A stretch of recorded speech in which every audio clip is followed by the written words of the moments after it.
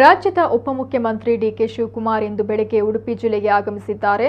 ಬೈಂದೂರು ಸಮೀಪದ ಅರೆಶಿರೂರಿನ ಹೆಲಿಪ್ಯಾಡ್ನಲ್ಲಿ ಇಳಿದ ಅವರು ನಂತರ ಕೊಲ್ಲೂರು ಶ್ರೀ ಮೂಕಾಂಬಿಕಾ ದೇವಸ್ಥಾನಕ್ಕೆ ಭೇಟಿ ನೀಡಿದರು.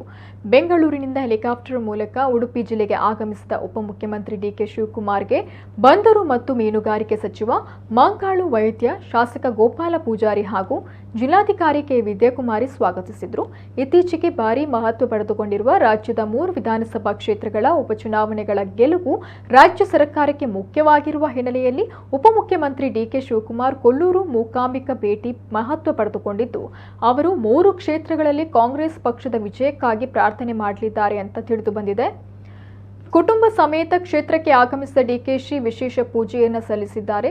ಈ ವೇಳೆ ಬಿಗಿ ಪೊಲೀಸ್ ಬಂದೋಬಸ್ತ್ ಏರ್ಪಡಿಸಲಾಗಿತ್ತು. ಚುನಾವಣೆ ಬಳಿಕ ಇದೀಗ ಮತ್ತೆ ಕೊಲ್ಲೂರು ಭೇಟಿ ನೀಡಿದ ಅವರು ಫಲಿತಾಂಶದ ಬಗ್ಗೆ ಈಗ ಏನು ಹೇಳಲಾಗದು, ಚುನಾವಣೆಯಲ್ಲಿ ಗೆಲುವು ಸಾಧಿಸುವ ನಿರೀಕ್ಷೆ ಇದೆ, ನಮ್ಮ ಪ್ರಯತ್ನ ಮಾಡಿದ್ದೇವೆ, ದೇವರ ಫಲಕ್ಕೆ ಕಾಯುತ್ತೇವೆ, ಸಮೀಕ್ಷೆ ಬಗ್ಗೆ ನನಗೆ ನಂಬಿಕೆ ಇಲ್ಲ ಅಂತ ಹೇಳಿದರು. ಇನ್ನು ನಕ್ಸಲ್ ವಿಚಾರದಲ್ಲಿ ಪೊಲೀಸರು ಅವರ ಕ್ರಮ ಕೈಗೊಂಡಿದ್ದಾರೆ, ಈ ಕುರಿತಂತೆ ಟೀಕೆಗಳಿಗೆ ತಲೆ ಕೆಡಿಸಿಕೊಳ್ಳುವುದಿಲ್ಲ ಅಂತ ಹೇಳಿದ್ದಾರೆ.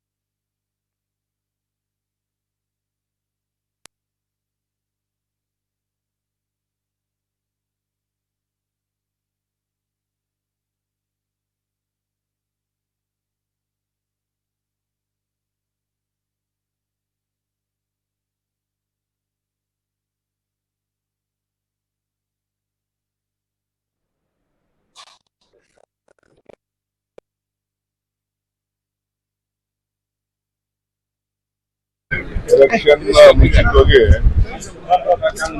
ಒಂದು ಮುಖಾಮುಖಿಗೆ ನಾನು ನನ್ನ ಕುಟುಂಬ ಎಲ್ಲ ಬಂದು ದೇವರಲ್ಲಿ ಪ್ರಾರ್ಥನೆ ಮಾಡಿಕೊಂಡಿದ್ದು. ಈ ರಾಜ್ಯ ಕಾಂಗ್ರೆಸ್ ರಾಜ್ಯಕ್ಕೆ ಒಳ್ಳೆ ನೆಮ್ಮದಿ ಎಲ್ಲ ಸಿಗಲಿ ಅಂತೇಳಿ 5 ಗ್ಯಾರಂಟಿಗಳನ್ನು ಕೂಡ ರಾಜ್ಯದ ಜನತೆಗೆ ಅರ್ಪಿಸುವಂತ ಒಂದು ಭಾಗ್ಯ ಸಿಗ್ಲಿಲ್ಲ. ಆ ತಾಯಿ ಅವಕಾಶ ಮಾಡಿಕೊಂಡಿದ್ದಾರೆ. ಅದಕ್ಕೆ ಕುಟುಂಬ ಸಮೇತ ಇವತ್ತು ಬಂದಿದೆ. ನಮ್ಮ ಗಣಪತಿಗೂ ಕೂಡ ಬರ್ತೀನಿ ಅಂತ ಹೇಳಿದ್ದೆ.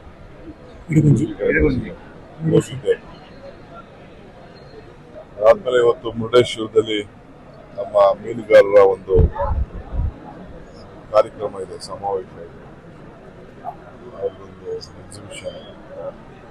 ಸೊ ಅದನ್ನು ಮಾಡಿ ಈಶ್ವರನ ದರ್ಶನ ಕೂಡ ಮಾಡಿ ಶಿವನ ದೊಡ್ಡ ಮುರುಡೇಶ್ವರದಲ್ಲಿ ಪ್ರಾರ್ಥನೆ ಮಾಡಿ ಕಾರ್ಯಕ್ರಮ ಆಯಿತು.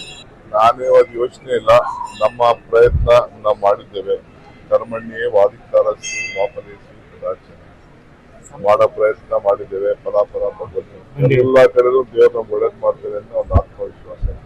ಕರ್ನಾಟಕದಲ್ಲೂ ಸಮೀಕ್ಷೆ ಕೊಟ್ಟಿದ್ರು, ಅಲ್ಲೂ ಸಮೀಕ್ಷೆ ಕೊಟ್ಟಿದ್ರು, ಯುಪಿದು ಅಂತೀನಿ, ಹರಿಯಾಣದ್ದು ಏನಾಯ್ತು ಸಮೀಕ್ಷೆ. ನನಗೆ ಸಮೀಕ್ಷೆ ಬಗ್ಗೆ ನಂಬಿಕೆ ಯಾವತ್ತೂ ಇದೆ. ಇನ್ನು ಅವ್ರ ಸಿಸ್ಟಮೇ ಬೇರೆ. ಸಮೀಕ್ಷೆ ಕಟ್ಕೊಂಡು ನಾವು ರಾಜಕಾರಣ ಮಾಡ್ಲಿಕ್ಕೆ ಆಗುದಿಲ್ಲ. ಜನರ ಹೃದಯ ಯಾರು ಗೆದ್ದಿರ್ತಾರೆ, ಜನರು ಯಾರು ವಿಶ್ವಾಸ ಇಟ್ಟಿರ್ತಾರೆ, ಅವ್ರ ಜನ ಗೌಪ್ಯ ಮತದಾನ ಇದೆ.